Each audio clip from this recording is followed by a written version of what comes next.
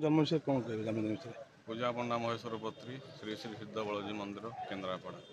देखो 12 मासे 13 पर्व तंत्रधर महाप्रभु जन्म उत्सव हूँ अन्यतम। जिते पर्व रहा यहाँ हूँ श्रेष्ठ पर्व। बहुत आडंबर सहकार पालन कराए। आज सका जयमंगल आरती सरी महाप्रभु स्नान करेंगे तापर गोपाल बल्लभ धूप हम तापर महाप्रभु राजाभिषेक भेष हम आउ पुरी माँ सुभद्रा पठे दिवा राखी महाप्रभु हाथ में बांधे तापर आमर लक्षे तुलसी जो अच्छी कहती तुलसी क्षेत्र क्षेत्राधिपति श्री श्री सिद्ध बलजी महाप्रभु आज लक्षे तुलसी रे सुसज्जित हेबे।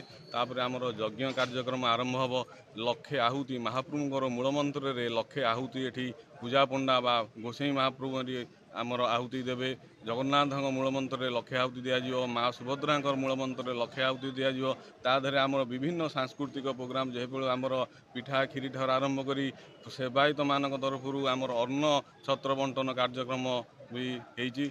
बहुत भक्त बहुत आडंबर सहकार भक्त मान आगमन होती। आ पर्व बहुत उत्कंठार सहकार पालन कराए। वर्ष थरे जेहेतु माने राखी पुनई हूँ बलि जेहेतु प्रति भक्ति रे प्रसन्न हो स्वयं नारायण पातालपुर रजा बलिर माने द्वारपाल होते वैकुंठपुर शून्य है माँ लक्ष्मी देखिले प्रभु कुआड़े गले नारद कहले से बलिर माने एते भक्ति रे प्रसन्न हो बलिर राजदरबार रे स्वयं विष्णु थे। तेणुक माँ लक्ष्मी जिते से गले पातालपुर गले सेठी देखिले विष्णु स्वयं निज माने भौणी जो आई भाई हाथ में स्वयं पणत कानी थे डोरी बांधी बलि हाथ में बांधिदेले से दिन ठार बलि होउचंदी अमर लक्ष्मीकर।